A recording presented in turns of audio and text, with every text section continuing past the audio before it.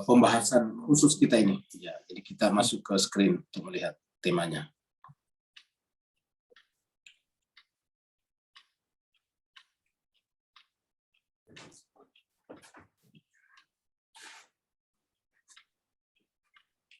Jadi tema kita adalah ini ya, sorry. Tema kita adalah yang ini nih ya.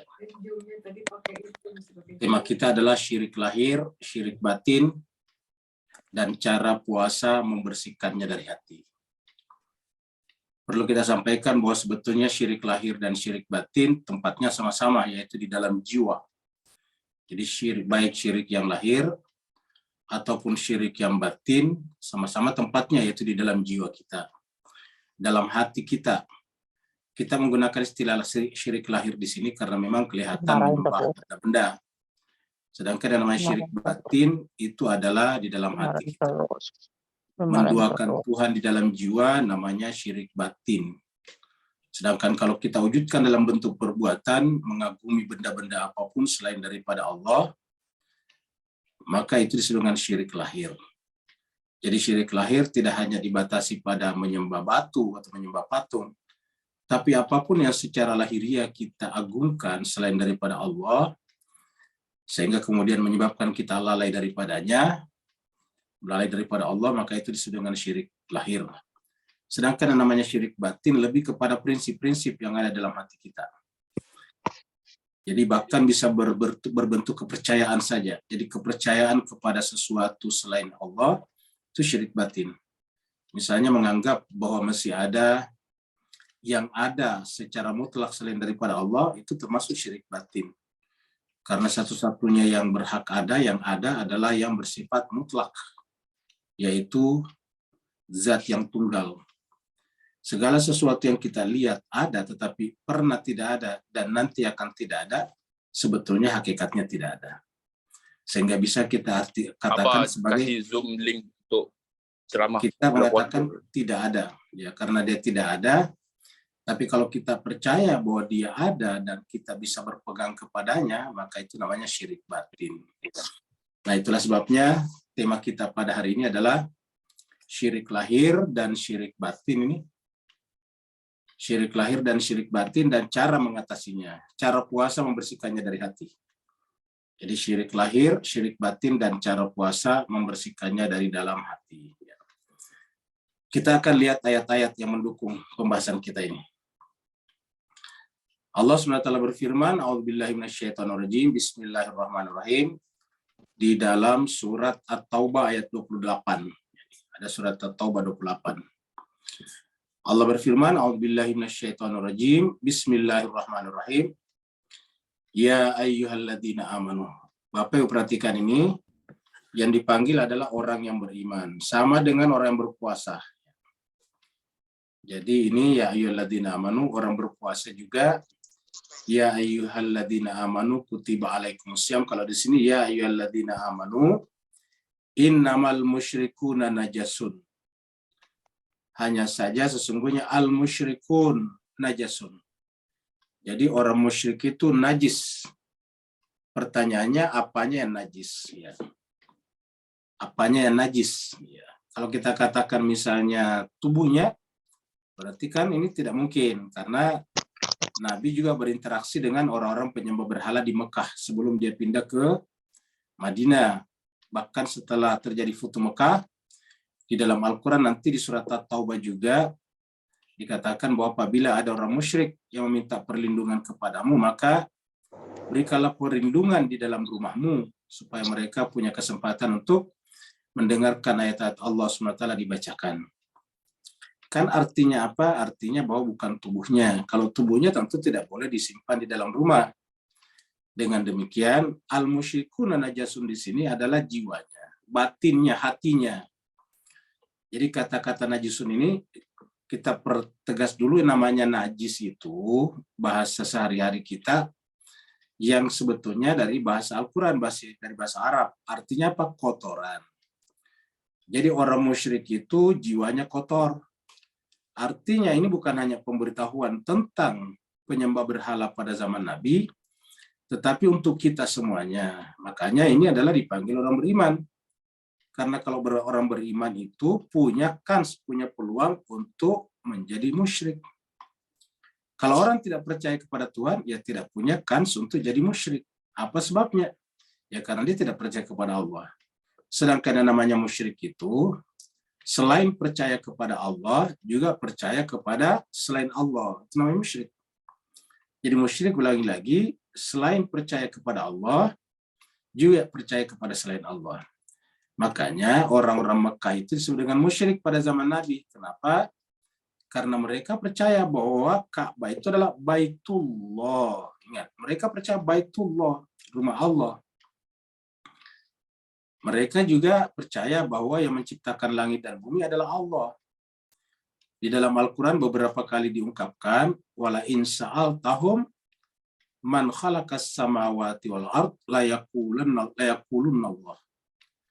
Kalau kamu Muhammad tanya kepada mereka, siapakah gerangan yang menciptakan langit dan bumi? Maka la yaqulunna Allah. Pasti mereka berkata Allah. Jadi pasti mereka berkata Allah. Jadi yang menciptakan langit dan bumi Allah. Ya. Justru karena mereka percaya kepada Allah, mereka ingin menjangkau Allah secara indrawi, secara empirik, dengan cara membuat patung-patung yang dianggap sebagai simbol Tuhan. Makanya digantungnya di Ka'bah. Karena namanya Ka'bah itu kan Baitullah, rumah Allah. Nah, patung-patung ini adalah representasi daripada Allah. Maka pantaslah mereka gantung di rumahnya Allah, karena rumah Tuhan. Nah, jadi yang namanya musyrik itu, yang punya peluang itu adalah orang beriman. Jadi orang beriman adalah dipanggil, wahai orang beriman, hati-hati. Jangan sampai hatinya tercemari oleh sifat syirik. Sifat syirik itu adalah mengagumi, menggantungkan diri, hidup, atau apapun kepada selain Allah. Ketika kita menggantungkan eksistensi kita kepada apa yang kita pakai. Kan ada dulu itu kata-kata apa yang kamu dapatkan adalah apa yang kamu lihat. Ya, jadi apa yang kamu dapatkan adalah apa yang kamu lihat. Ya. Kalau tidak salah itu istilah komputer dulu. What you get is what you see. Kalau tidak salah apa gitu namanya. Ya. Apa yang kamu dapat seperti apa yang kamu lihat, atau apa yang kamu lihat kalau tidak salah, apa yang kamu lihat itu yang kamu dapat. Ya. Nah sekarang Mas Keser bahagia kalau kita mengatakan kita manusia keberadaannya, harkatnya tergantung kepada apa yang kita gunakan, kan berarti bahwa harkat dan martabat kemanusiaan kita bergantung kepada benda-benda. Ya kalau kita merasa dihormati orang, merasa dimuliakan orang, adalah karena kita menggunakan benda-benda tertentu, nah maka berarti kita sudah bergantung kepada benda-benda tersebut dalam menegaskan eksistensi diri kita. Tidak bolehkah kita menggunakan benda-benda yang bagus? Boleh saja, tetapi tidak boleh ada niat, tidak boleh ada etikat dalam jiwa bahwa kita mulia karena benda-benda itu. Apa sebabnya? Kita ini rendah sekali apabila kita merasa mulia karena benda-benda. Sementara yang memuliakan kita Allah, coba. Yang memuliakan kita bukan tas, bukan kereta, bukan mobil. Yang memuliakan kita bukan pangkat, bukan dan jabatan.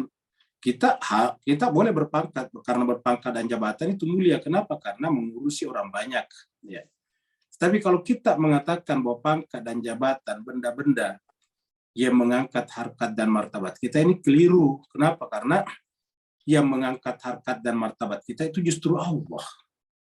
Kita sudah berkali-kali menunjukkan dalam Al-Quran ayat yang berbunyi, walaqad karramna bani Adam. Sungguh kami telah memuliakan anak cucu Adam. Jadi kami telah memuliakan anak cucu Adam. Karena kami memuliakan anak cucu Adam, ya harusnya anak cucu Adam itu menghormati, menyembah yang memuliakannya, yaitu Allah Subhanahu wa Ta'ala, beserta aparat-aparat yang terkait dengannya seperti para nabi dan rasul. Maksud memuliakan, menyembah hanya Allah. Ya. Begitu kita menggantungkan diri kita kepada selain Allah, ya namanya syirik. Ya. Jadi musyrik, syirik. Sifatnya namanya syirik. Ya. Allah mengatakan karena dia kotor, fala taqrabu al-masjidal haram. Maka hendaklah mereka jangan mendekati Masjidil Haram. Jadi jemaah sekalian, Masjidil Haram ini. Jadi Bapak bisa bayangkan, kalau mendekati saja Masjidil Haram tidak boleh, bagaimana pula dengan mendekati Allah Subhanahu wa taala. Masjidil Haram itu kan cuma rumahnya Allah, rumahnya, bukan Allahnya. Masjidil Haram itu kan namanya adalah Baitullah, sana ada Ka'bah, namanya Baitullah. Kalau ada najis dalam jiwa kita karena syirik, lalu Allah sendiri mendeklarasikan di dalam Al-Quran, mengumumkan, mengiklankan, fala yaqrabul Masjidil Haram. Janganlah mereka mendekati Masjidil Haram, apatah lagi mendekati Allah Subhanahu wa taala. Nah, makanya nanti puasa nanti ke sana sebetulnya Pak Ustaz. Kita bicara tentang puasa yang sesungguhnya. Jadi puasa kita bukan hanya menggugurkan kewajiban, puasa bukan hanya sekedar melakukan syarat-syarat lahiriahnya, tidak makan, tidak minum, tetapi lebih dari itu. Puasa nanti itu tugasnya adalah membersihkan jiwa kita dari syirik-syirik seperti ini. Jadi fala yaqrabul masjidal harama ba'da amihim hadza. Ini ayat ini berlaku setelah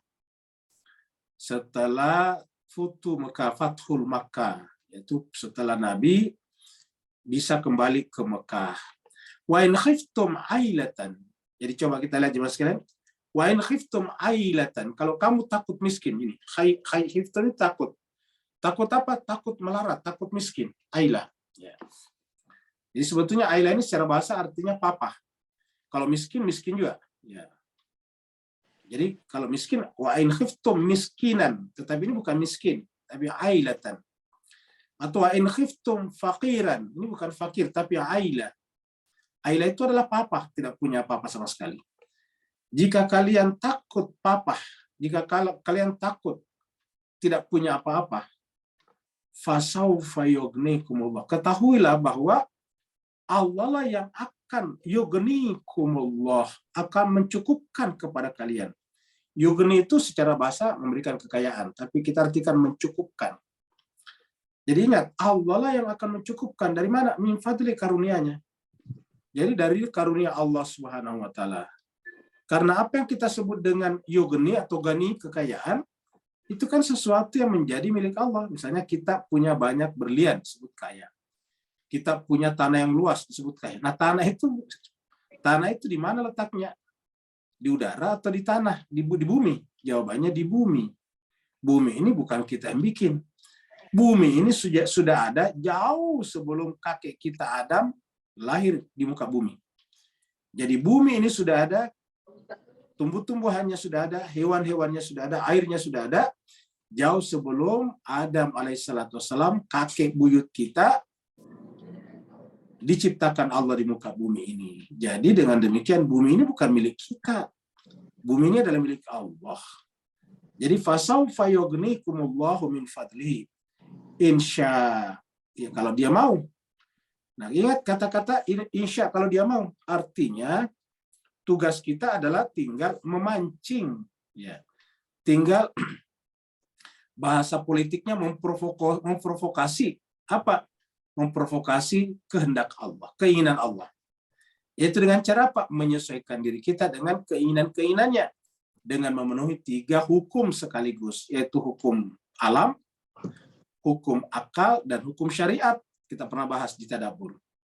Jadi yang namanya menyesuaikan keinginan kita dengan keinginan Allah adalah melakukan 3 hukum tersebut secara bersama-sama, yaitu hukum alam, hukum akal, dan hukum syariat. Menjalankan hukum alam, hukum akal, dan hukum syariat ini yang disebut dengan ikhtiar. Jadi ikhtiar itu meliputi 3 unsur, 3 dimensi, yaitu hukum alam, hukum akal, hukum syariat. Gitu. Nah, jadi kalau kita melakukan 3 hukum itu, maka Allah pasti akan masukkan kita dalam kategori insya'a. Apa sebabnya? Innallaha alimun hakim. Allah itu adalah maha mengetahui. Alimun hakim. Lagi maha bijaksana. Tidak mungkin Tuhan itu tidak bijaksana. Ingat, lawan daripada bijaksana itu adalah zalim. Tuhan tidak mungkin zalim. Jadi kalau kita belum diberikan tadi yughnikum, periksa diri kita. Jangan curigai Tuhan. Ya, diri kita lah yang harus kita cintai. Saya lo. Yughnikumullah. Jadi Allah lah yang akan memberikan kecukupan kepada kalian. Gitu. Innallaha, ini sekarang masuk surat An-Nisa. Ya, itu tadi adalah menjelaskan tentang syirik itu kotoran. Innallaha la yaghfiru ayyushraka bihi. Allah mulai dengan kata inna, sungguhnya Allah la yaghfiru, tidak akan. La yaghfiru, tidak akan mengampuni an yushraka bihi, orang-orang yang orang-orang yang mempersekutukan dia. Yusyrik itu adalah memiliki sifat syirik. Ini kata kerja artinya mempersekutukan ya Allah dengan sesuatu. Jadi an yushrika bihi-nya Allah. Mempersekutukan Allah dengan sesuatu, mempersekutukan Allah dengan sesuatu. Ini namanya yusyrik. Jadi perhatikan Bapak Ibu sekalian ini, innallaha la yaghfiru, Allah tidak akan mengampuni ya. An yushraka bihi, orang yang persekutukan Allah. Sebaliknya, wa yaghfiru ma duna dzalika. Sebaliknya Allah mengampuni selain daripada itu. Wa yaghfiru ma duna dzalika, dan Allah mengampuni selain daripada itu. Liman yasha, bagi siapa yang dikehendaki. Muncul lagi liman yasha. Jadi Allah mengampuni selain daripada itu. Jadi Bapak Ibu perhatikan bahwa semua dosa-dosa kita bisa diampuni kecuali syirik. Jadi ini makanya kita bahas pada malam hari ini. Ya. Jadi innallaha la yaghfiru ayyushraka bihi wa yaghfiru ma duna dzalika. Dan ini kalimat diulangi Allah 2 kali di dalam surat An-Nisa ini. Nanti kita lihat di ayat 100-an, 116. Jadi Allah menegaskan bahwa Allah tidak akan mengampuni dosa selain syirik. Jadi kalau di tempat lain Allah mengatakan di surat Az-Zumar, qul ya ibadiyalladzi asrafu ala anfusihim. Katakanlah, qul ya ibadiyalladzina asrafu ala anfusihim. Katakanlah Muhammad kepada hamba-hambaku yang melampaui batas atas dirinya atau melakukan kezaliman atas dirinya. La taqnutu min rahmatillah, janganlah pernah berputus asa dari rahmat Allah. Innallaha yaghfiruz dzunuba jami'a. Nah, itu namanya ayat umum. Itu namanya ayat umum. Nah, ini ditaksis oleh ayat ini. Jadi surat Az-Zumar itu qul ya ibadiyalladzina asrafu ala anfusihim la taqnutu min rahmatillah innallaha yaghfiruz dzunuba jami'a. Jangan pernah berputus asa dari rahmat Allah karena Allah mengampuni dosa semuanya, tetapi ada pengecualiannya kalau mati maksudnya. Jadi tadi itu yaghfiruz dzunuba jami'a kalau hidup di dunia semuanya, termasuk syirik kalau di dunia. Jadi kalau di dunia tentu semuanya diampuni, tetapi kalau kita meninggal dunia, semua dosa-dosa yang lain bisa diampuni, bisa menjadi bisa diringankan dengan syafaat, tetapi kalau syirik tidak bisa. Jadi ulangi, semuanya bisa diringankan dengan syafaat, tapi kalau syirik tidak bisa. Maka Allah mengatakan Allah tidak akan mengampuni syirik. Jadi tadi kata-kata yaghfiruz dzunuba jami'a itu di dunia, dan itu kita sebut dengan ijmal. Ijmal itu artinya bersifat umum. Sedangkan ayat ini memberikan kekhususan taksis bahwa semua dosa diampuni kecuali yaitu syirik. Tapi ingat kalau masih di dunia, masih hidup, ya diampuni juga. Jadi berlaku tadi ayat surat Az-Zumar juga di dunia. Jadi di dunia ini semuanya diampuni oleh Allah Subhanahu wa taala, termasuk syirik. Kalau tadinya menyembah berhala dan bertaubat kan diampuni. Jadi wa yaghfiru ma duna zalika, dan Allah mengampuni selain daripada itu liman yasha. Wa may yusyrik. Nah, perhatikan Pak sekalian, pernyataannya.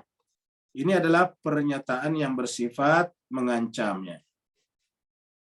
Waman, mulai dari sini. Wa may yusyrik billah. Dan siapa yang mempersekutukan Allah, siapa yang syirik kepada Allah, faqad, maka sungguh iftara itsman azima, telah membuat perbuatan dosa yang azimah, besar. Nah, ini dia. Bukan lagi kabir, tapi bukan dosa besar kabira, tetapi azimah. Isman azimah. Faqad iftara itsman azimah. Maka sungguh dia telah berbuat dosa dengan dosa yang besar, yang agung. Ini isman azimah. Kalau dosa misalnya dalam Al-Quran biasanya kubra atau kabiro, ya, kabir. Nah, kalau di sini menggunakan kata azim, sama di surat Luqman, inna syirka la zulmun azim. Ya, inna syirk, sungguhnya syirik itu benar-benar la zulmun azim, benar-benar merupakan kezaliman yang azim. Ya, sama dengan ini isman azimah. Jadi ini menjelaskan betapa berbahayanya perbuatan ini, yusyrik. Ya, ini dua kata muncul dalam ayat ini. Ya. Alam tara ilal ladzina yuzakkuna anfusahum. Nah, Bapak Ibu perhatikan di sini. Ini kan sambungannya tadi ya. Tadi kan 48 ya. Ya. Jadi cuma sekalian kita perhatikan tadi nih. Ini 48. Ya. Sekarang ini 49. Ya. Ini 49. Ya. Ini adalah 49. Artinya apa? Kelanjutannya. Nah, tiba-tiba Allah berfirman begini.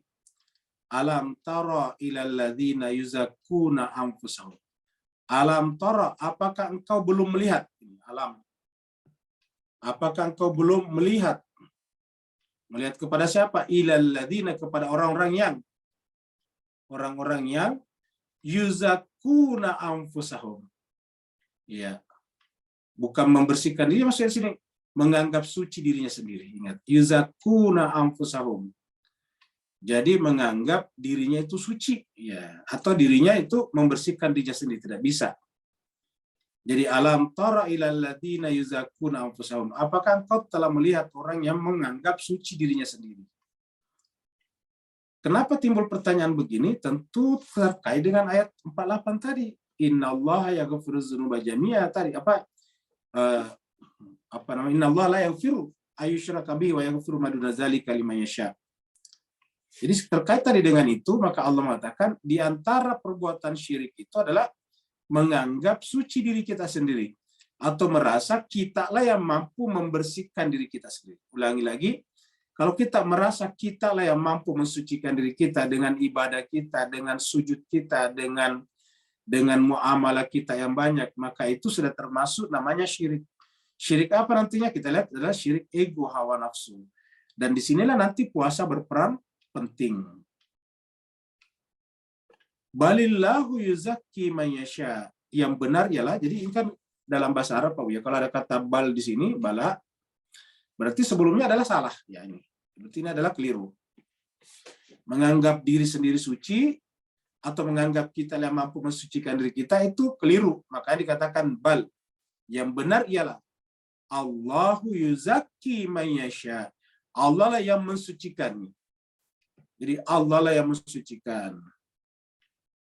Ini Pak Bu sekalian, di masyarakat kita ada fenomena, tapi tidak semua, sedikit saja. Tapi ini perlu kita ingatkan karena berkaitan dengan bahaya hati. Bukan hanya menganggap dirinya suci, tetapi bahkan menganggap orang lain kotor. Jadi sudah melihat dirinya suci, melihat orang lain itu kotor. Ya. Menganggap dirinya suci dengan ibadah-ibadahnya. Ibadahnya itu yang dianggap ibadah paling bagus, paling bersih. Tidak ada unsur-unsur tambahannya. Tidak ada unsur-unsur penyimpangannya dari sunnah Rasul. Maka kemudian dia menganggap ibadahnya lah paling mensucikan jiwanya, seraya melihat orang lain yang berbeda ibadahnya dengan dirinya, atau berbeda tata cara ibadahnya dengan dirinya, sebagai orang yang paling kotor. Nah, ayat ini menegur, alam tara ilal ladzina yuzakkuna anfusahum. Apakah engkau belum melihat kepada orang yang menganggap dirinya merasa suci?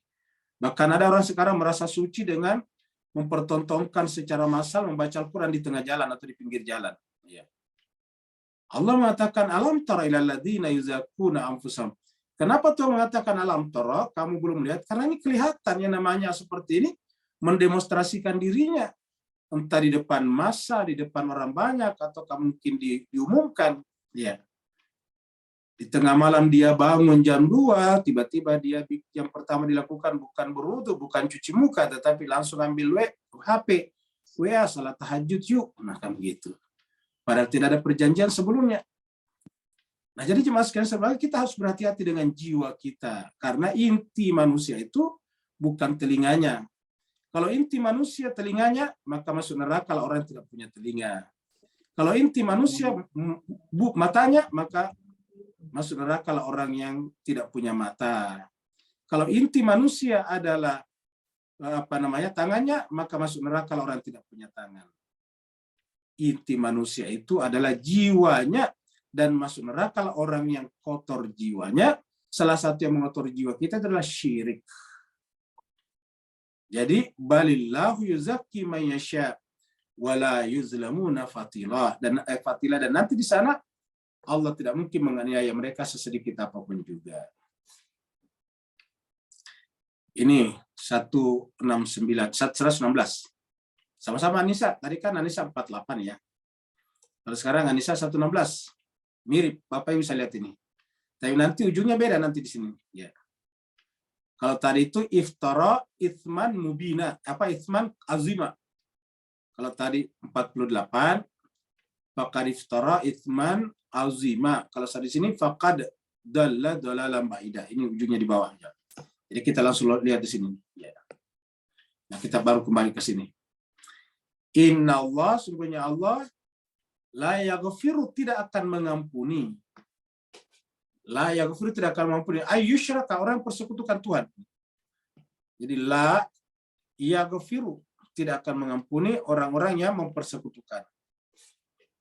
La yaghfiru ayyusyraka bihi, ini sama tadi. Wa yaghfiru ma duna dzalika liman yasha, ini persis sama sampai di sini tadi 48 sama. Ya. Jadi innallaha la yaghfiru ayyusyraka bihi wa yaghfiru ma duna dzalika liman yasha wa may yusyrik billah faqad dhalla dhalalan ba'ida. Kalau 48 tadi wa may yusyrik billah faqad iftara itsman azima. Kalau di sini faqad dhalla dhalalan ba'ida. Siapa yang persekutukan Allah, maka sungguh dia tersesat dengan kesesatan yang jauh. Perhatikan Pak sekalian. Kalau dia disebut dengan dosa-dosanya agung, ketersesatannya jauh sekali, menyimpang sangat jauh. Maka dhalalan ba'ida, sungguh dia tersesat dengan kesesatan yang jauh sekali. Ya. Jadi artinya apa? Ayat-ayat ini menjelaskan kepada kita berbahaya syirik dalam jiwa kita. Ya. In yada'una min dunihi illa inasan. Tiadalah mereka sembah itu kecuali inasan, berhala-berhala. Inasan.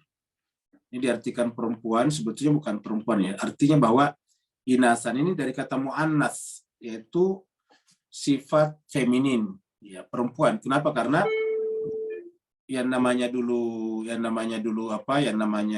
sembahan-sembahan kebanyakan biasanya patung-patungnya perempuan. Ya. Maka ini yada'una, tiadalah mereka sembah, seru, panggil, mereka tempati bergantung selain daripada Allah, ini min duni, min selain daripada Allah, kecuali, jadi ini sini tidaklah kecuali inasan, hanyalah berhala saja. Namanya berhala itu halusinasi. Kenapa? Karena berhala itu hasil imajinasi kita. Contohnya kita bikin patung. Patung itu kan tadinya dari batu. Batu itu besar, tidak ada bentuknya kecuali bentuk batu. Terus kemudian diolah, dipahat. Ya, lahirlah seni. Lalu kemudian lahirlah bentuk-bentuk, entah hewan, entah manusia. Setelah itu disembah. Nah, kan artinya imajinasi. Nah, apapun yang kita sembah, apapun yang kita anggap sebagai tempat menggantungkan diri kita atau berpijak dan karenanya kita dimuliakan orang, maka itu adalah imajinasi. Jadi artinya Pak sekalian, imajinasi kita lah yang mengatakan bahwa kalau saya pakai mobil mewah, saya dihormati orang. Itu imajinasi. Padahal orang sebenarnya tidak begitu Pak sekalian. Orang menghormati, memuliakan kita itu kalau kita berbuat baik kepada sesama. Ya. Makanya para pahlawan di negara manapun ada pahlawannya, karena pahlawan itu adalah dianggap membela kepentingan masyarakatnya, maka disebut dengan pahlawan. Jadi kesimpulannya pahlawan itu adalah orang yang mengorbankan kepentingan pribadinya untuk orang banyak. Nah, itu namanya pahlawan. Dimanapun di dunia kalau ada orang yang rela mengorbankan kepentingan pribadinya untuk orang banyak, itu disebut dengan pahlawan. Hero, ya. Nah, dengan demikian, kalau tidak ingin mengorbankan kepentingan pribadinya untuk orang banyak, bukan pahlawan namanya. Jadi dengan demikian kemuliaan kita bukan pada apa yang kita gunakan, bukan pada kursi yang kita duduki, bukan pada jumlah uang yang kita miliki, genggam, tetapi pada kemanfaatan kita kepada orang banyak. Itu dari sisi muamalah, dari sisi eksistensi Tuhan sudah memuliakan kita dengan kata-kata walaqad karramna bani Adam tadi. Ya. Jadi semua yang kita anggap memuliakan diri kita, misalnya dengan kita berpakaian rame, emasnya sampai di siku, kan begitu. Sampai kemudian kancing bajunya pun dari emas, gigi-giginya pun juga dari emas. Nah, maka itu dia menganggap dirinya mulia, padahal tidak. Kita mungkin dilihat orang dengan lucu saja, ya. Jadi oleh sebab itulah itu namanya imajinasi. Apa arti imajinasi? Di dalam pikiran kita saja berpikir seperti itu, padahal sebetulnya tidak. Nah, makanya disebut dengan inatha. Wa in yada'una, karena tiadalah yang mereka sembah. Ingat, yada'una di sini, yada'una, ini juga yada'una. Wa in yada'una illa, kecuali syaitanan marido. Kecuali syaitan. Di sini katakan marida, durhaka. Nah, saya mengartikan lain Pak sekalian. Marida itu bukan durhaka. Ya memang durhaka juga, tapi maksudnya marida itu dari kata arada yuridu, dari kata arada yuridu, keinginan. Ya, jadi sebetulnya artinya apa?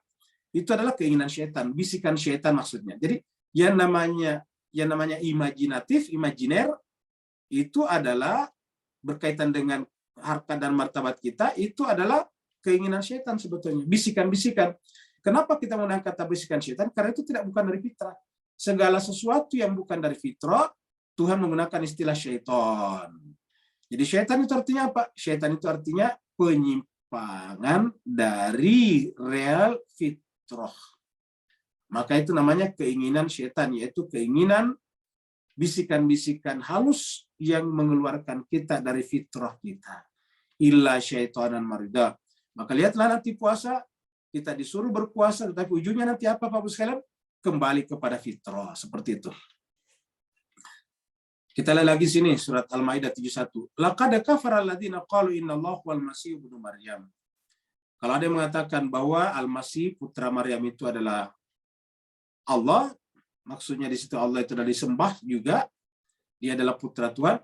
Wa qala Al-Masih, ketahuilah bahwa Al-Masih berkata, ya Bani Israel, wahai Bani Israel, ya'budullaha rabbi wa rabbukum. Jadi Nabi Isa datang sebagai seorang nabi, rasul Allah, penekanannya adalah ini nih, i'budullah, jadi ini, ya.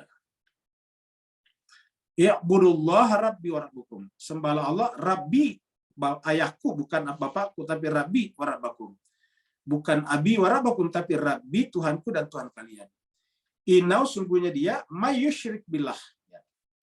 Jadi Bapak Ibu sekalian, perlu kita sampaikan bahwasanya terkadang doktrin-doktrin keagamaan itu dianggap sebagai sakral, padahal mungkin itu datang belakangan. Apakah doktrin Nabi Isa itu adalah putra Tuhan sudah ada pada zaman Nabi Isa? Ini perdebatan sebetulnya di kalangan kaum Kristiani juga, apalagi kita Islam nolak. Apa sebabnya? Contohnya misalnya di kalangan Katolik itu kan kalau pastornya tidak menikah, tidak boleh menikah, dan juga susternya, perempuan yang menjadi pelayan gereja, pelayan Tuhan, itu juga tidak boleh menikah. Hidupnya selibat. Tetapi bapak-bapak, ibu-ibu mendengarkan wacana terakhir dari pihak Paus sendiri, ini saya sampaikan karena dari Paus sendiri, kita baca dari berita-berita, Paus sendiri mewacanakan supaya ya kalau misalnya para pastor itu boleh diizinkan kembali menikah, ya boleh-boleh aja kata dia.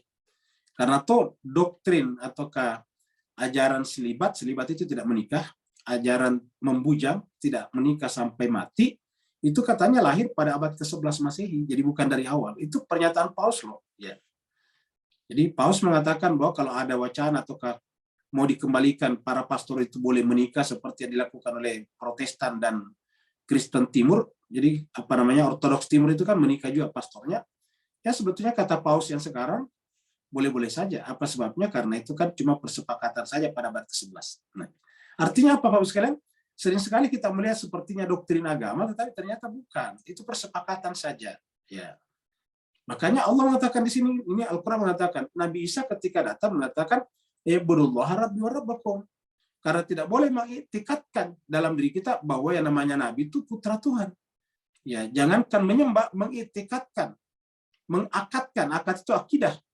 Mengakatkan dalam jiwa kita bahwa Nabi itu adalah putra Tuhan, itu keliru. Keliru besar. Maka Nabi Isa mengatakan ibudullaha rabbi wa rabbakum. Innahu, sungguhnya Allah, sungguhnya may yusyrik billah. Siapa yang persekutukan Allah, ini muncul lagi ancamannya di sini. May yusyrik billah faqad harramallahu alaihil jannah wa ma'wah. siapa yang mempersekutukan Allah, haram Allah mengharamkan baginya surga ini, jannah, wa ma'wahu, dan tempatnya adalah an-nar. Jadi ini berderetan. Haramallahu alaihil jannah wa ma'wahu an-nar, dan tempatnya di neraka. Siapa? May yusyrik billah. Jadi Bapak Ibu sekalian lihat tiga tadi tiga tadi ancaman di surat An-Nisa 48, wa may yusyrik billah faqad iftara itsman azima. Kemudian 116 tadi surat An-Nisa juga, wa may yusyrik billah faqad dhalla dhalalan ba'ida. Kemudian sekarang surat Al-Maidah 71, may yusyrik billah faqad haramallahu alaihil jannah wa ma'wahu an-nar, dan tempatnya adalah di neraka. Wa ma lizalimina min ansar, dan orang seperti itu, zalim seperti ini, tidak ada lagi penolong baginya. Artinya tidak mungkin mendapatkan syafaat, seperti pembahasan di awal kita tadi. Ayusyrikuna ma la yakhluqu syai'an wa hum yukhlaqun. Ini Allah memperbaiki cara berpikir kita, logika kita. Allah mengatakan ayusyrikuna, apakah mereka ingin mempersekutukan Allah? Ma la yakhluqu syai'an, apa yang sesuatu tidak menciptakan apapun ini. Apakah mereka ingin mempersekutukan Allah dengan sesuatu yang la yakhluqu, tidak menciptakan syai' apapun, tidak membuat apapun. Jadi ingat, yang namanya ilmuwan itu tidak menciptakan. Ilmuwan itu hanya menemukan, membuat, bukan menciptakan. Seperti kita buat rumah. Menciptakan rumah? Bukan. Sebelum kita buat rumah mah hewan-hewan sudah bikin rumahnya sendiri, berang-berang. Burung-burung sudah menciptakan sarangnya. Kupu-kupu laba-laba juga membuat sarangnya. Jadi kita hanya sekedar mencontek mereka saja. Mengcopy paste saja, copy paste. Jadi ma la yakhluqu syai'an wa hum yukhlaqun. Mereka justru diciptakan. Bagaimana kita mempersekutukan Allah dengan sesuatu yang dia juga diciptakan, batu diciptakan, tas diciptakan, ya. Bapak sekalian, kalau kita mengagumi sampai seakan-akan harkat dan martabat kita bergantung kepada tas yang kita miliki, sebetulnya lebih rendah daripada menyembah Tuhan manusia. Kenapa ya? Itu kan tas bisa lebih enak dilihat karena karya artistik daripada orang. Kan selalu ada penciptanya tuh, ada desainernya, maksudnya. Ada desainernya.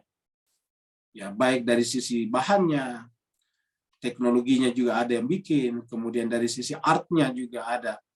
Jadi dengan demikian semuanya itu diciptakan, wahum yukhlaqun. Jadi mohon maaf, kita ini manusia yang dimuliakan Tuhan, dengan akal pikiran kita ditempatkan di muka bumi oleh Allah, tiba-tiba menyembah tas, menyembah mobil, menyembah kereta, menyembah sesama, maka itu adalah keliru besar. Kenapa? Karena apapun yang kita sebut tadi, semuanya yukhlaqun, diciptakan juga seperti kita. Ya. Wala yastati'una lahum nasran wala anfusahum yansurun. Mereka sendiri tidak mampu menolong dirinya sendiri. Coba kalau ada kebakaran, bisa nggak tas yang mahal itu tiba-tiba loncat dari api dan menyelamatkan pembelinya, pembeli tas itu pemiliknya? Ya tidak bisa, Pak sekalian. Kita punya mobil yang bagus, yang mahal, harganya sampai 3 miliar. Semuanya serba autopilot, serba otomatis. Pertanyaan, tiba-tiba kalau misalnya terjadi gempa bumi, bisa nggak mobil itu tiba-tiba melarikan orangnya, menyelamatkan diri? Tidak bisa. Ya. Allah mengatakan wala yastati'una lahum nasran wala anfusahum yansurun. Semua yang kita seru selain Allah itu la yastati'un, tidak sanggup untuk menolong dirinya sendiri. Nasran, bahkan untuk dirinya sendiri pun tidak mampu. La anfusahum yansurun, tidak mampu menolong dirinya sendiri. Jadi ini kan sesuai dengan akal sehat, Pak. Jadi Allah mengajarkan kepada kita itu menyentuh akal pikiran kita. Masa iya kita yang begini mulia tiba-tiba kok merasa termuliakan oleh tas yang mahal, ya, oleh bahan-bahan make up yang mahal, oleh koran yang menulis kita. Kalau kita ditulis oleh koran terkenal, tiba-tiba kita merasa harkat dan martabat kita, atau bahkan tiba-tiba kita merasa wah ketika subscriber YouTube kita menjadi sampai miliaran orang, kan begitu. Kok tiba-tiba bergantung kepada manusia? Ya. La yastati'una lahum nasran wala anfusahum yansurun. Wa in tada'uhum, dan tiadalah mereka sembah itu ataukah mereka seru itu, ilal huda. Jadi maksudnya gini, dan apabila kalian memanggil mereka ilal huda untuk memberikan petunjuk, layat tabi'ukum, mereka tidak akan mengikuti kamu. Jadi kalau kita misalnya mengajak yang kita sembah itu untuk menunjukkan kepada kita petunjuk, ya mereka tidak akan mengikuti permintaan kita, maksudnya layat tabi'ukum, mereka tidak akan mengikuti kamu. Sawa'un alaikum, sama saja bagi kalian. Ada autumuhum am antum samitun.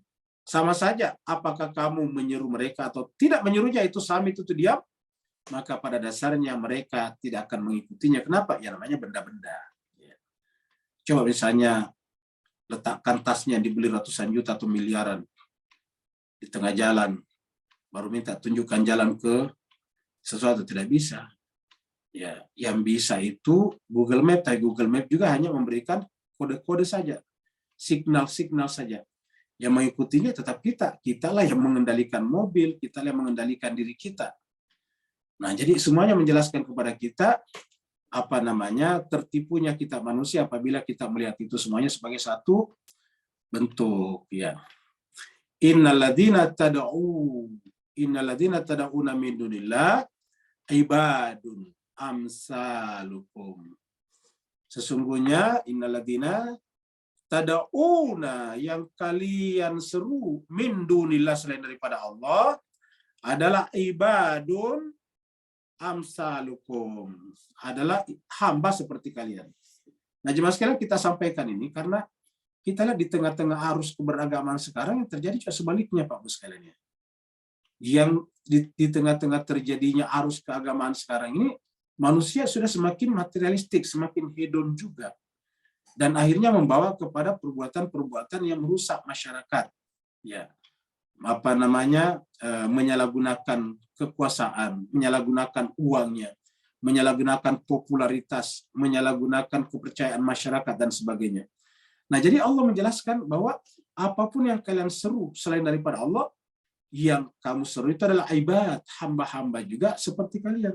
Ibadun amsalukum. Jadi tidak pantas. Maka kalau begitu, siapa yang harus kita sembah? Bukan ibad, bukan abad, tetapi khaliknya, tapi majikannya, robnya. Jadi abad itu lawannya adalah rob. Jadi kalau abad itu adalah hamba, lawannya adalah rob. Ya, ini rob. Jadi kalau ini adalah abad, ini adalah rob, lawannya. Jadi kalau kita adalah abad, maka yang harusnya kita sembah adalah rob, bukan abadnya. Karena apapun yang kita seru selain Allah, ibadun amsalukum, hamba seperti kalian juga. Fada'uhum, maka fada'uhum, kalau kamu menyeru mereka, fala yastajibu. Cobalah kita lihat Bapak sekalian, ada orang yang sekarang yang tadi mengumpulkan uang dengan cara-cara yang ilegal, sekarang sudah berhadapan dengan hukum. Bisakah semuanya membantunya? Ternyata tidak bisa. Ya. Jadi fada'uhum, maka serulah Allah saja. Jangan seru mereka. Ini humnya mereka. Kenapa? Kalau kamu menyeru mereka selain daripada Allah, falyastajibu. Mereka falyastajibu lakum in kuntum shadiqun. Maka hendaklah mereka memperkenalkan supaya mengikuti kalian kalau kalian benar. Tidak mungkin. Yang terjadi adalah justru harusnya mereka diajak untuk menyembah kepada Allah Subhanahu wa taala, bukan kita yang ikut menyembah mereka. Wa ya'buduna min dunillah, mereka menyembah selain daripada Allah, ma la yadurruhum wa la yanfa'uhum. Mereka menyembah Allah yang tidak menimbulkan sesuatu, yang tidak menimbulkan mudarat. La yadurruhum, tidak menimbulkan mudarat. Wa la yanfa'uhum, tidak menimbulkan manfaat. Wa yaquluna, dan mereka berkata, haula'i syufa'auna indallah, dan mereka menganggap benda-benda itu sebagai pemberi syafaatnya di sisi Allah. Ini jelas tidak benar. Apa sebabnya? Karena syafaat itu hanya bisa dilakukan oleh orang yang juga mendapatkan mandat dari Allah. Ulangi lagi Bapak sekalian, syafaat itu, ini kan syafaat nih, ya.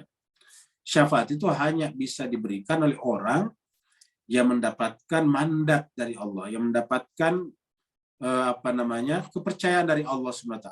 Jadi wa yaquluna haula'i syufa'auna indallah. Qul atunabbi'una Allah bima la ya'lamu fis samawati wa la fil ard. Atunabbi'una Allah, apakah kalian ingin menyampaikan kepada Allah, mengabarkan kepada Allah bima la ya'lamu fis sama, tentang bahwa Tuhan itu tidak mengetahui ya langit dan bumi. Jadi seakan-akan kalau kita menyandarkan diri kita kepada sesuatu selain Allah, maka kita seakan-akan menganggap Allah itu sudah tidak sanggup. Ingat. Jadi doktrinnya, kenapa kita menyembah selain Allah? Seakan-akan Allah itu tidak sanggup, terbatas kemampuannya kalau tidak melalui benda-benda. Atau Nabiun Allah, apakah engkau menyampaikan kepada Allah bahwa Allah itu tidak memiliki kemampuan untuk mengetahui apa yang di langit dan di bumi? Subhana, maha suci Allah dari persangkaan seperti itu. Wa ta'ala amma yusyrikun, dan maha suci Allah dari apa yang mereka persekutukan. Jadi Bapak sekalian, inilah pembahasan kita pada kesempatan kali ini. Ini sampai di ayat 18 ya, surat Yunus ya. Jadi insya Allah kita selesaikan sebentar sore. Jadi untuk hari ini kita bicara nanti tentang puasa. Karena ini jemaah sekalian, ayat ini rentetan pembahasan ini menjelaskan bahwa fungsi daripada puasa kita itu adalah untuk membersihkan jiwa kita dari syirik-syirik seperti itu. Ini berbahaya jemaah sekalian. Jadi bukan hanya sekedar berpuasa supaya kita dapat pahala. Kalau kita berbuat baik itu yakinlah dapat pahala. Allah itu maha mengetahui. Tapi selain dapat pahala Pak Bos, sekalian kan kita ingin merubah jiwa kita, memperbaiki batin kita, memperbaiki hakikat diri kita. Dan Nabi mengatakan betapa banyak orang berpuasa tidak dapat apa-apa dari puasanya kecuali lapar dan haus. Ingat, betapa banyak orang berpuasa tidak dapat apa-apa dari puasanya kecuali lapar dan haus. Kam min shaimin laisa lahu min siyamin illa al-ju'i wal atash. Betapa banyak orang berpuasa tapi tidak mendapatkan apa-apa dari puasanya kecuali lapar dan haus saja. Ingat, banyak orang berpuasa tidak dapat apa-apa kecuali lapar dan haus. Bapak sekalian, dalam diskusi kita ini masih ada waktu kira-kira 25 menit. Kita ingin sampaikan bahwa dalam diskusi ini kita bisa bertanya di luar konteks, terutama berkaitan dengan ibadah-ibadah Ramadan kita. Jadi kita bisa bertanya mengenai di luar konteks, di luar pembahasan, terutama berkenaan dengan Ramadan kita. Apa sebabnya? Karena mumpung kita masih berada di awal Ramadan, selesai pembahasan kita ini kita kembali lagi membahas surat Al-Mursalat, surat yang ke-77 yang belum selesai. Kita menyampaikan ini supaya kita memberikan sedikit perspektif yang lebih luas tentang ke arah mana Ramadan dan puasa kita ini membawa kita. Karena kita takut terjatuh kepada apa yang dikhawatirkan Nabi tadi. Betapa banyak orang berpuasa tapi tidak dapat apa-apa dari puasanya kecuali lapar dan haus. Kam min shaimin laisa lahu min siyamin illa al-ju'i wal atash. Dan ini perlu kita benar-benar camkan karena kita jemaah sekalian alangkah ruginya Bapak sekalian kalau kita nanti sampai di hadapan Allah, padahal kita sudah berpuasa dari umur 17 tahun atau 15 tahun, bahkan dari kecil kita sudah dilatih oleh orang tua kita, sampai meninggal dunia kita berpuasa terus-menerus. Bahkan kalau ada cacat puasa kita, ada alpanya, ada absennya, kita kemudian ganti di hari yang lain dengan qada, tapi begitu sampai di hadapan Allah dan ternyata Allah menolak puasa kita, ini kan alangkah kecewanya kita. Kita tidak ingin seperti ini, maka kita memperhatikan dari awal kata-kata Nabi tadi. Berhati-hatilah dengan puasa. Kenapa? Karena betapa banyak orang yang berpuasa tidak dapat apa-apa dari puasanya kecuali lapar dan haus. Yang mau bertanya dipersilakan. Assalamualaikum Ustadz, saya mau tanya. Waalaikumsalam warahmatullahi wabarakatuh. Silakan nanti. Ustadz begini, kita kan kalau berpuasa bagusnya tidak melakukan safar ya Ustadz, Ya. Perjalanan jauh. Nah ini saya ada yang mau ngajak meresmikan dia membuat bukan masjid, musola kecil jauh sekali di tempat terpencil tapi jaraknya jauh dan sulit. Nah, apakah itu saya terima atau dengan tidak berpuasa atau saya minta nanti saja sesudah bulan puasa? Begitu Ustaz, terima kasih. Baik, terima kasih banyak. Ini pertanyaan sebetulnya bukan pertanyaan Uti saja, tapi pertanyaan banyak orang di antara kita. Satu, kenapa disebutkan dalam Al-Quran faman kana minkum maridan aw ala safarin fa'iddatun min ayyamin ukhar. Siapa di antara kalian yang sakit atau safar, ya. Siapa yang sakit atau safar, maka tidak perlu berpuasa tapi menggantinya di hari yang lain. Pak Ibu sekalian serbahagia, apakah misalnya karena ada kata-kata sakit, bolehkah kita berusaha supaya sakit? Jawabannya tidak boleh. Jadi ketika penyebutan kata sakit dan safar di dalam ayat ini, berarti harusnya safar juga kita hindari sebagaimana kita menghindari sakit. Ulangi lagi Bapak Ibu sekalian. Sedapat mungkin kita manusia menghindari sakit. Tidak ada di antara kita yang mau sakit. Misalnya cuma supaya tidak masuk kantor, saya sakit aja lah, kira-kira gitu. Tidak ada Pak yang mau sakit supaya tidak masuk kantor. Supaya kantornya tidak menuntut dia karena dia sakit, maka dia sakit. Tidak ada yang mau sakit. Ya. Jadi kalau ada orang yang pura-pura sakit itu pasti tidak bagus etikatnya namanya. Itu namanya termasuk moral hazard. Ya.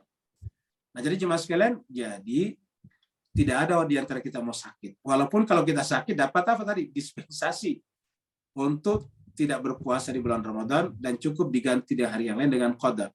Bahkan sakit tahunan, kan ada tuh sakit tahunan namanya. Yaitu tidak berpuasa sama sekali, cukup bayar fidyah. Ya.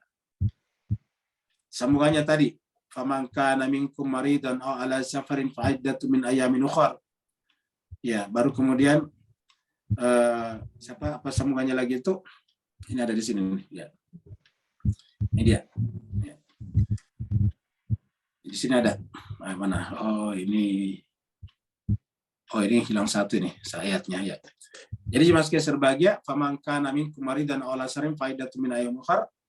Apa semuanya, Pak? Siapa yang tidak sanggup berpuasa, fa'iddatun min ayyamin ukhar. Siapa yang tidak bisa berpuasa, maka hendaklah memberi makan kepada begitu. Ta'amu miskin, apa sambungannya? Ta'amu miskin, memberi makan kepada orang miskin. Ya. Nah, jemaah sekalian, jadi artinya apa? Walaupun kita dapatkan pengecualian, tidak perlu berpuasa sepanjang masa, cukup kita cukup kita membayar fidyah, dan fidyah kan kalau dipikir-pikir tidak banyak ya, kalau orang banyak duitnya cuma berapa? Paling misalnya 30.000 sehari atau 90.000 sehari lah paling mahal kalau orang yang punya makanannya mahal. 90.000 sehari nggak ada apa-apanya. Ya cuma sekitar 1.039.000, 2.700.000 saja satu bulan dibayar tidak berpuasa. Tetap tidak ada yang mau Pak sekalian. Jadi walaupun ada pengecualian, ya yutiquna itu artinya yang tidak mampu lagi berpuasa, ya maka kemudian tidak ada yang mau masuk kategori yutiqunahu ta'amu miskin. Siapa yang kemudian yutiqunahu tidak mampu melakukannya, cukup memberi makan kepada orang miskin, tetap tidak ada yang mau sakit sepanjang tahun biar tidak berpuasa. Nah dengan demikian kesimpulannya secara aturan agama syariat, kita menghindari safar sedapat mungkin di bulan suci Ramadan, kecuali kalau terpaksa yang berkaitan dengan masalah-masalah yang mendasar substansial. Tapi selama itu bisa kita hindari, ya kita hindari. Jadi saran saya, kalau cuma hanya sekedar melihat musola yang dibangun di luar kota, itu tidak penting, ya. Tidak mendasar. Sayang sekali kalau agama, coba Bapak sekalian kita menggunakan sedikit logika kita. Kalau kita hanya ingin pergi melihat musola itu dibangun di luar kota, baru kemudian kita batalkan puasa kita, menurut Bapak sekalian yang mana lebih penting, puasa atau musola itu yang dibangun? Ya. Tentu kita mengatakan musola itu yang penting kalau kita batalkan puasa kita hanya untuk melihat musola. Toh musola bisa dibangun tanpa kita, cukup suruh kirim fotonya aja kalau itu menyangkut masalah donasi orang. Suruh foto aja sudah selesai. Tidak perlu kita hadir di sana. Dalam dunia seperti sekarang tidak perlu kita hadir di sana. Ya, oleh sebab itulah kita harus menyelamatkan puasa kita. Jadi saya sarankan kepada Uti, mintalah untuk tidak pergi ke sana, tidak perlu datang ke sana, tidak semua permintaan orang harus kita penuhi, kita harus punya prinsip, ya. Karena kita diadili di akhirat bukan berdasarkan kata orang dan permintaan orang, tapi berdasarkan prinsip-prinsip yang kita yakini. Oleh sebab itu, maka dengan santun, dengan sopan kita menolak, bahkan kalau perlu yang bersangkutan kita hentikan juga secara halus. Kenapa? Karena kasihan sekali. mereka telah membatalkan puasanya hanya karena ingin melihat musola yang dibangun di tempat yang sangat jauh. Seperti itu. Ada lagi yang Ustaz. lain? Terima Assalamualaikum kasih Ustaz. Ustaz. Waalaikumsalam. Silakan Ustaz Wahyudin dulu. Iya. Ustaz Wahyudin dulu, baru berikutnya tadi. Yang pertama saya ucapkan selamat menjalankan ibadah puasa dan mohon maaf lahir batin, Ustaz. Terima kasih Khusus banyak. Ustaz ya. Ya. Supaya saya tidak salah ingat tadi ya. Yang terakhir tadi yang diskusi soal safar itu Ustaz ya. Ya. Dalam ayat Al-Qur'an ini kan dia menggunakan huruf au gitu loh. Ya. Au ala safarin. Maridatun au ala safarin.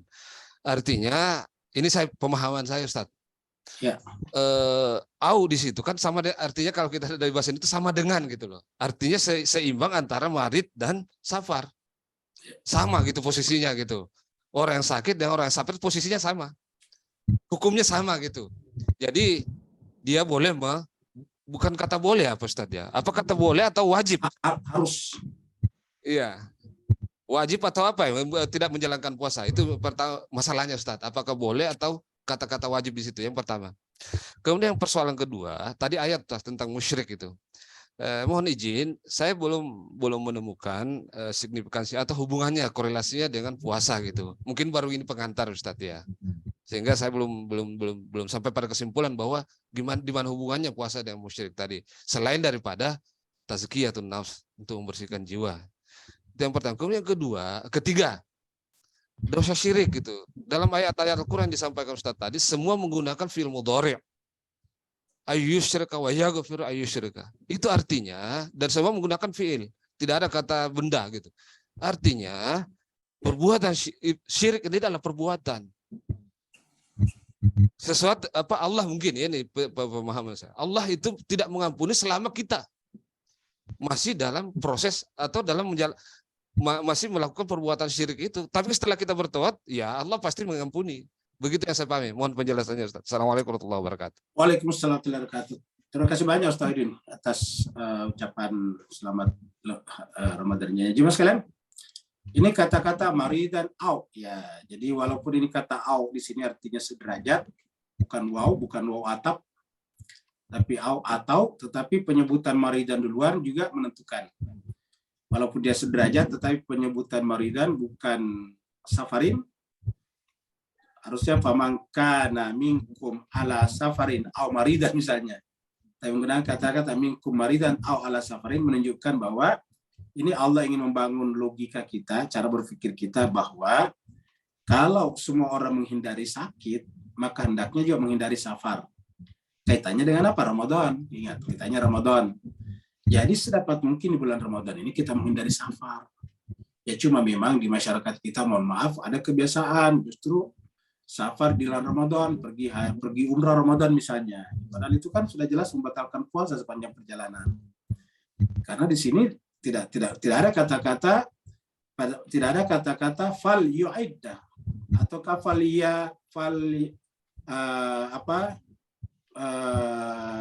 fal yasum, kamu gitu. Sama yasum ini fal yasum. Tidak ada kata-kata pamangkana minkum maridan ala safarin fal yasumu ya. Fal yasumu iddatan min ayamin ukhar. Bukan karena fal yasum artinya hendaklah berpuasa, tapi ini artinya tidak ada kata itu. Jadi artinya diartikan oleh sebagian ulama ini kalau kita sakit atau safar harus tidak berpuasa, seperti itu. Jadi dan penggunaan kata maridan duluan baru ke safar menunjukkan bahwa kalau bulan Ramadan kita sedapat mungkin menghindari safar sebagaimana kita menghindari sakit, kecuali terpaksa. Seperti sakit juga kan terpaksa. Sakit itu bukan kehendak kita, ya sakit itu kehendak pihak luar, yaitu alam, lingkungan, virus, bakteri dan sebagainya. Nah, sedangkan safar juga begitu, kecuali kalau tiba-tiba kantor kita menugaskan kita, penting sekali. Kalau kita tidak pergi, pasti tidak jalan itu urusan, nah itu harus. Jadi barulah berlaku di sini. Tetapi sedapat mungkin kita menghindarinya kalau itu ada. Kalau kendali itu ada di kita, maka hendaknya kita menghindari safar sebagaimana menghindari sakit. Lalu apa hubungannya syirik dengan puasa? Ya. Puasa itu adalah menahan diri. Ya, jadi puasa itu menahan diri. Dari mana? Hawa nafsu. Sedangkan ikhwal, asal usul dari semua syirik itu kata Tuhan adalah memperturutkan hawa nafsu. Allah mengatakan di dua ayat, satu di surat Al-Furqan, satu di surat lain dikatakan afara'aita man ittakhadha ilahahu hawahu atau ara'aita man ittakhadha ilahahu hawahu. Apakah engkau telah melihat orang yang menjadikan hawa nafsunya sebagai ilahnya? Itu dia. Apakah engkau telah menyaksikan orang menjadikan? Jadi syirik itu sebetulnya terjadi ketika orang memperturutkan egonya, kepentingannya. Bahkan ketika kita beribadah pun bisa syirik. Misalnya Tuhan sudah mengatakan begini, tapi kita mengatakan, saya kan bisa Tuhan. Nah, berarti kita syirik sebetulnya. Seperti mana iblis, Tuhan mengatakan kamu sujud kepada Adam. Nah, saya kan tidak perlu sujud Tuhan. Kenapa saya lebih baik dari dia? Nah, begitu kita punya kehendak berbeda dengan kehendak Tuhan, begitu keinginan kita berbeda dengan keinginan Tuhan, sebetulnya sudah syirik namanya. Sudah syirik namanya. Sudah yusyrik billah. Sudah mempersekutukan sesuatu dengan Allah Subhanahu wa taala. Jadi puasa itu intinya adalah membersihkan jiwa kita dari syirik sebetulnya. Makanya dia ada dikatakan siapa waman khafa maqama rabbih. Jadi waman khafa itu surat An-Naziat. Waman khafa maqama rabbih wa nahan nafsa 'anil hawa fa innal jannata hiyal ma'wa.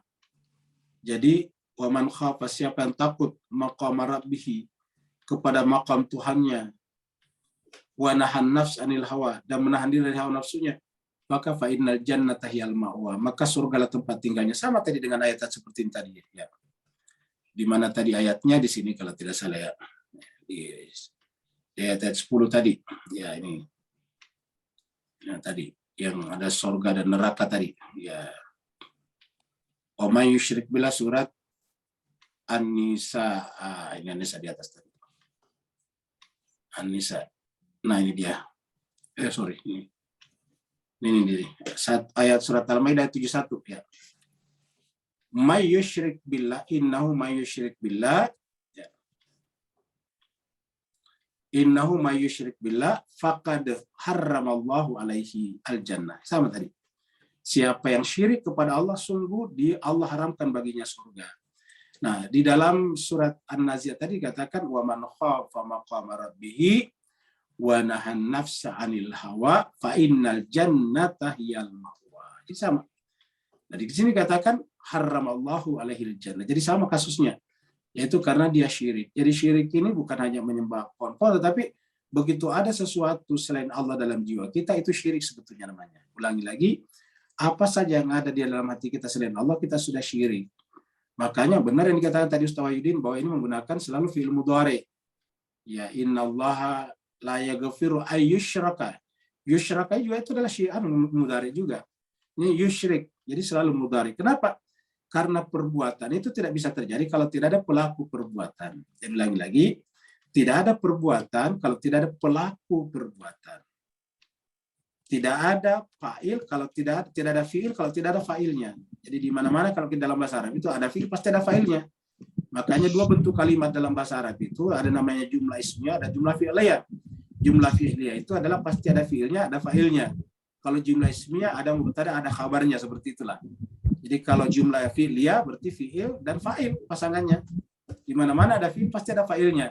Nah, ada pelakunya lah yang dihukum, bukan perbuatannya. Ingat. Di akhirat bukan perbuatan yang dihukum, tapi pelaku perbuatan. Nah, pertanyaannya apa yang mendorong pelaku perbuatan melakukan perbuatan itu? Tentu pemahaman. Pemahaman ini disebut dengan akidah. Ya. Dalam bahasa kita disebut dengan akidah, qaid. Apa namanya itu? Prinsip-prinsip dalam hati kita. Kalau bahasa filsafatnya pandangan dunia, world view, seperti itulah. Berikutnya tadi ibu-ibu yang bertanya, silakan Bu. Waalaikumsalam. Waalaikumsalam warahmatullahi wabarakatuh. Oh Pak Nur ya.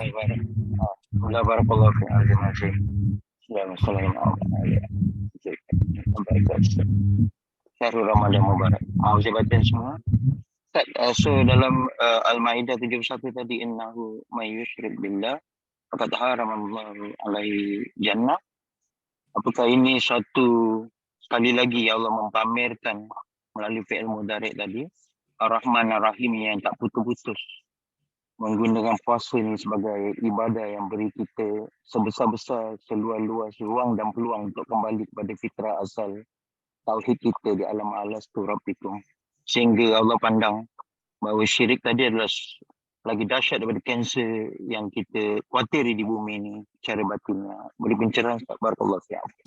Baik, terima kasih banyak Pak. Jadi ini mengingatkan kita kepada surat Al-A'raf ayat 172. Jadi kita bisa simpulkan bahwa yang disebut dengan syirik itu adalah keluar dari bala syahidna. Ulangi lagi. Jadi setiap yang namanya syirik itu adalah sesuatu yang jiwa kita keluar dari ikrar kita pada saat di alam alastu, di alam malakuti. Ketika Allah mengatakan alastu birabbikum, para sufi menyebutnya dengan alam alastu. Karena pertanyaannya alastu birabbikum. Bukankah aku ini Tuhanmu? Kalau kita semuanya menjawab bala syahidna. Nah, berarti kata-kata syahidna di situ adalah menunjukkan pengakuan ikrar kita bahwa yang ada di dalam jiwaku Tuhan, yang ada dalam batinku Tuhan hanyalah Engkau sebagai Rob. Bala syahidna. Jadi ketika Allah mengatakan alastu birob, maka tadi kita katakan Rob ini lawan daripada abad. Ya. Jadi alastu birabbikum qalu bala syahidna.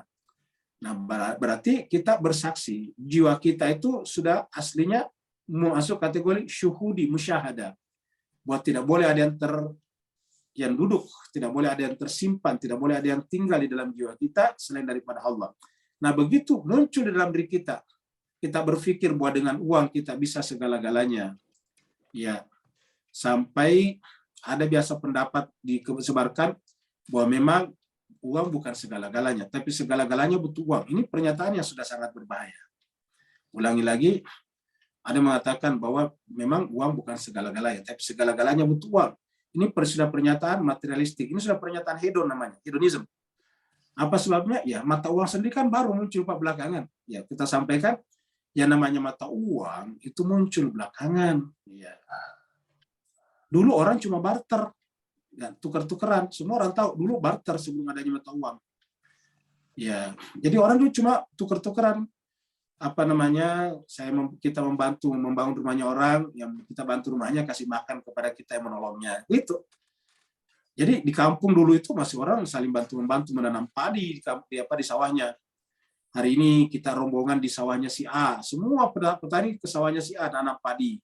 Besoknya di sawahnya si B dulu gitu, dan tidak ada yang dibayar. Nah, itu tolong menolong. Jadi kalau dikatakan bahwa memang uang bukan segala-galanya, tapi segala-galanya poin sudah bahasan hedonism. Lupa bahwa uang itu sebetulnya adalah sertifikat or value. Jadi ulangi lagi, yang namanya uang itu aslinya adalah certificate of value, sertifikat nilai. Sekaligus menjadi store of value, karena dia sertifikat menyimpan store, kan gitu. Apa store menyimpan apa value. Jadi yang namanya emas, yang namanya uang itu namanya store of value, gitu. Menyimpan nilai namanya. Jadi apa yang penting nilainya, bukan penyimpanannya, ingat. Nilainya bisa dipindah-pindahkan. Nilainya bisa disimpan dalam bentuk uang fiat, uang kertas. Rupiah, dolar Singapura, dolar Amerika, ringgit Malaysia, itu namanya store of value. Ya. Tapi bisa juga pindahkan kemana? Ke emas. Bisa tak store of value uang dipindahkan ke emas? Bisa. Caranya ya, uangnya tadi dibelikan emas. Emas sekarang berubah jadi emas. Emas bisa nggak dipindahkan jadi tanah? Bisa. Emas jadi jual, beli tanah. Jadi begitu. Kenapa? Yang utama di sana bukan uangnya, yang utama di sana bukan emas, yang utama bukan tanahnya, tapi value. Ya, perhatikan ya sekalian. Value. Apa itu value? Value abstrak. Karena dia abstrak, dia tidak boleh bergabung dengan materialisme sebetulnya. Hedonisme itu adalah benda materi, menggantungkan diri, harkat dan martabat diri kita pada kesenangan-kesenangan, namanya hedonisme. Harkat dan martabat kita pada benda-benda, namanya materialisme. Ya. Jadi jemaah sekalian berbahagia, benar dikatakan tadi bahwa apabila kita sudah syirik, dan ini adalah berbuat berkaitan dengan fi'il mudhari, fi'il dan tidak ada fi'il tanpa fa'ilnya, maka kemudian perbuatan syirik kepada Allah hakikatnya menodai, mengotori tadi, ingat rijis tadi, kotoran, najis, najasun, terhadap apa? Terhadap hati kita yang berkata bala syahidna. Berikutnya lagi Pak Bu sekalian, ada lagi? Ya, Assalamualaikum Ustaz. Waalaikumsalam warahmatullahi wabarakatuh. Silakan Pak Haji. Ya Ustaz, Anda nak tanya berkenaan dengan persekutu ataupun syirik.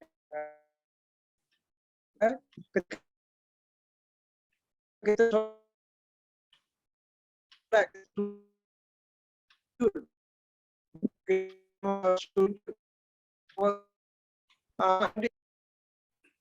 Adakah Putus-putus. Iya, betul. Nanti mungkin dari Singapura mungkin dengar bagus. syirik Nanti orang Ikhwan kita Singapura yang mengulangi pertanyaannya, kalau dari Singapura kedengaran lebih bagus. Putus-putus juga Ustaz sini. Oh, putus-putus juga sama. Ya. Tuan Haji ini terputus-putus, Tuan Haji. Mungkin di kebun Ustaz dia. Putus. Tapi walaupun tidak sempurna pertanyaan Pak Haji dari Malaysia tadi, alhamdulillah pada hari ini diskusi kita sempurna karena ada dari Indonesia, ada dari Malaysia, dan ada dari Singapura. Saya kira sempurnalah sebagai sebuah wilayah Nusantara. Jemaah sekalian, mohon sayang sekali. Pak Chatroom Haji, masih ada 3 pertanyaan di chatroom. ada di chatroom. Ustaz, Ana mau tanya Ustaz. Ya, silakan. Assalamualaikum warahmatullahi wabarakatuh semuanya. Salam Ramadan. Ustaz, Ana mau tanya pembahasan Ustaz tentang syirik itu, kira saya lihat manusia itu amat terdedah dengan kesyirikan Ustaz. Iya. Ya kan, amat mudah jatuh kepada kesyirikan. Walaupun seseorang itu ingin menyucikan dirinya juga, itu pun terdedah kepada kesyirikan. Maka di sini saya lihat bahawasanya betapa pentingnya dalam berniat dahulu ataupun beristighfar dan berselawat sebelum apa-apa perbuatan yang nak dilakukan tu, hatta dalam penyucian, dalam berpuasa pun harus dengan niat Ustaz, yang saya nampaklah Ustaz. Jadi dari situ kata-kata Imam Ali yang mengatakan man arafat naf arafat rabbah, apakah itu satu anjuran, ataupun satu kewajipan, ataupun tergantung kepada individu yang mendengar kata-kata ini dalam kehidupannya Ustaz? Apa Ustaz? Baik, terima kasih Pak Burhan. Sebelum pertanyaan Pak Burhan kita jawab, kita persilakan kepada Pak Haji di Malaysia, Pak Ahmad Torpedo, untuk menuliskan aja pertanyaannya di chat, jadi biar kita gampang baca, karena tadi suaranya terputus-putus. Benar yang dikatakan Pak Burhan tadi, bahwa kita ini gampang sekali terdedah, gampang sekali terjatuh, gampang sekali ternodai oleh syirik. Kita berikan pernyataan yang lebih gamblang. Kita ini gampang sekali terdedah, gampang sekali tercemari oleh syirik. Sedemikian gampangnya sehingga orang yang berbicara tentang bahayanya syirik pun terkadang syirik. Ulangi lagi Bapak sekalian. Sedemikian gampangnya kita terdedah oleh perbuatan syirik, sampai-sampai orang yang gampang berbicara tentang bahayanya syirik pun terkadang juga sedang melakukan perbuatan syirik.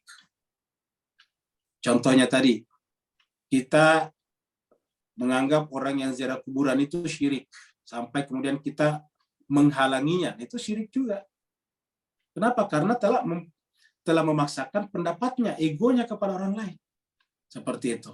Ingat, memaksakan egonya, kepentingannya kepada orang lain. Padahal yang namanya ziarah kuburan itu kalau syirik, ya tentu kita tidak pergi ke Madinah, karena kalau ke Madinah itu kan ziarah kubur, kepada kuburannya Nabi sebetulnya. Yang kedua, syirik itu sebetulnya di dalam batin. Syirik itu bukanlah mencium tangan ibu kita. Syirik itu bukanlah sungkem kepada orang tua kita.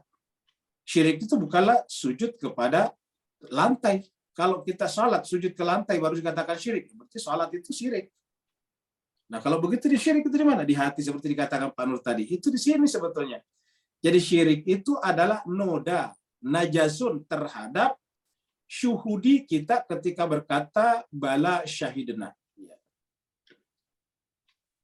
Karena ada yang mengatakan karena syirik gampang, bahaya, maka kemudian tidak boleh cium tangan orang tua.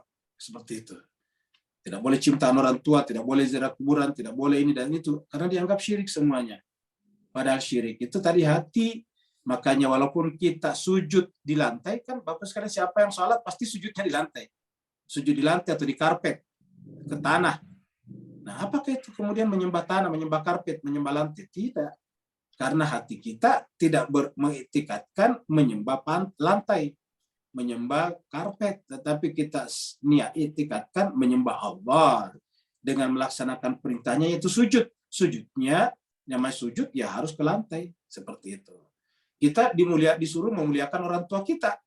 Bagaimana cara memuliakan orang tua kita?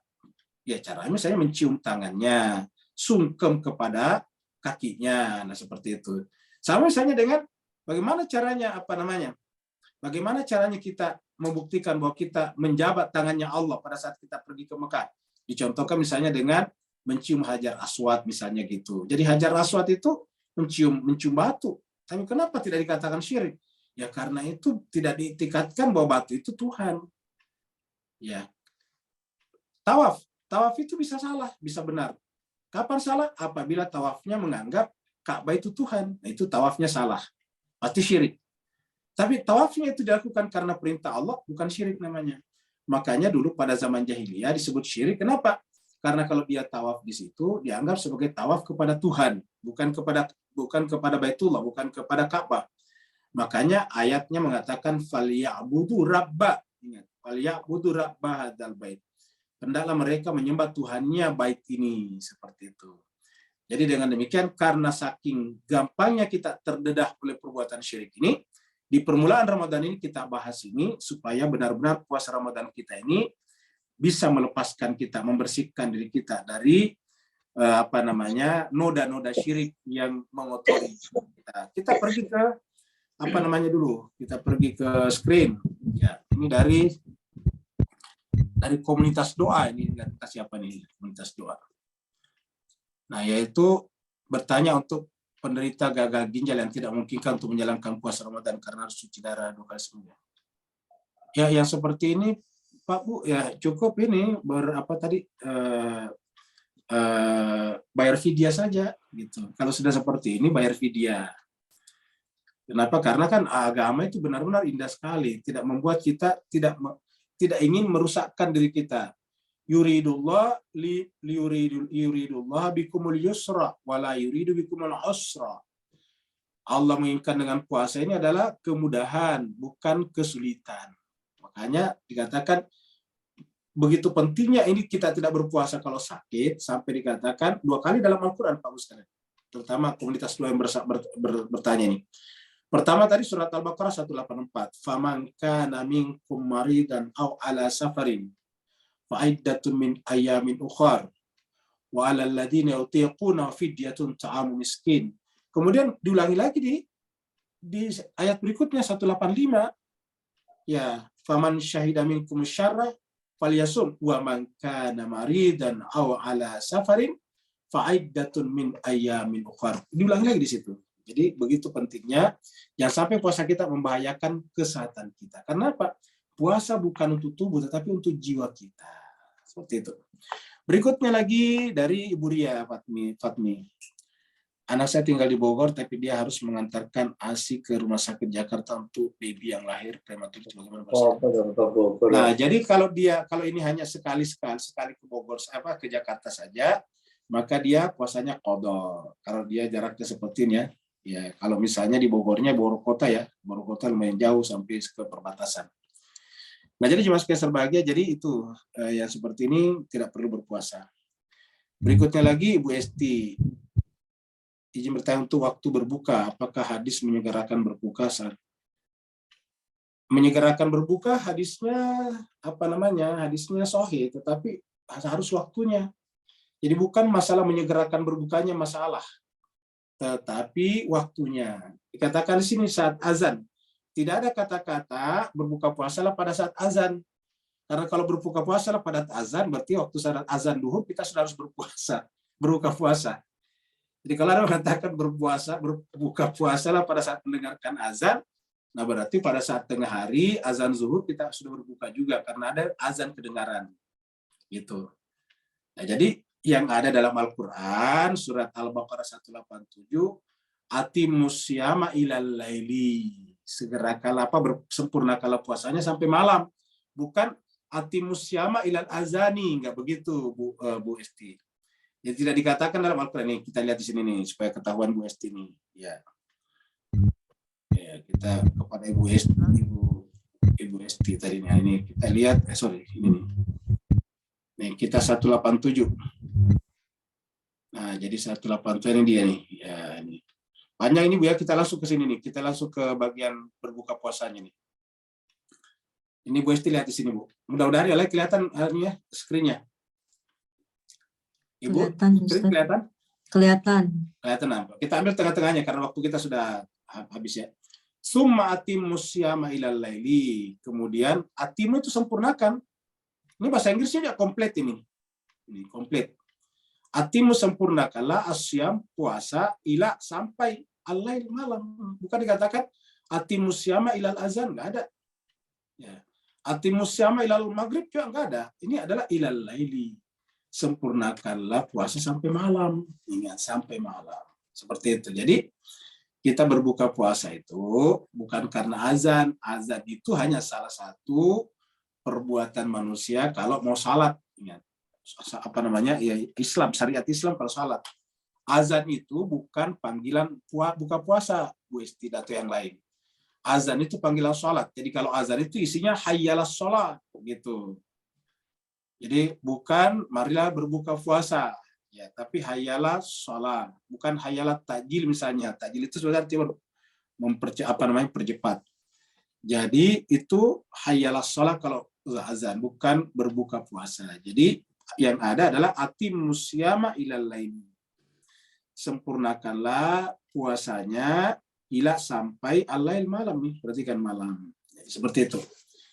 Jadi kalau sudah waktunya masuk malam, sebaiknya kita berbuka puasa. Kenapa? Karena kalau kita waktu sudah masuk, maksudnya sudah selesai puasa, begitu malam kan berarti otomatis puasa selesai, waktunya sudah habis. Nah, kalau kita membiarkan diri kita lapar dan haus, itu sama dengan menganiaya diri kita lagi namanya. Tidak boleh zalim kepada diri sendiri. Tetapi urutannya lagi, yang mana duluan, sholat atau berbuka puasa? Nih timbul lagi diskusi yang menarik ini. Yang mana duluan sholat dulu? Nah, sebagian orang berpendapat bahwa kita harus sholat dulu. Kenapa? Karena sholat itu lebih utama daripada berpuasa. Ingat, sholat itu adalah tiangnya agama. Jadi kalau berjumpa antara puasa dan waktu buka puasa, kita sholat dulu, baru berbuka puasa. Tetapi ini saya katakan diskusi. Ada juga banyak di masyarakat kita buka puasa dulu, walaupun misalnya dengan 1 gelas air atau 3 biji kurma. Seperti itu. Tidak ada masalah. Yang penting bunyi ayatnya adalah atimus syiyama ilal laili, bukan atimus syiyama ilal azani. Gitu. Ada lagi pertanyaan di guru, di screen sudah habis ya. Bapak sekalian, terima kasih banyak atas kehadirannya pada. Ada yang ketiga belum? Oh, ada yang ketiga. Ada lagi. Ada yang ketiga. Itu sudah habis tadi. Udah selesai ya. Bapak sekalian, terima kasih banyak atas kehadirannya pada pagi hari ini. Semoga Bapak sekalian diberikan kekuatan iman dan Islam, takwa untuk menyelesaikan seluruh rangkaian ibadah puasanya selama bulan suci Ramadan, sehingga keluar nanti dari Ramadan dalam keadaan takwa dan kembali kepada fitrah. Amin, amin ya rabbal alamin. Terima kasih Ustaz, maaf lahir batin Ustaz. Ayu. Terima kasih banget, terima kasih.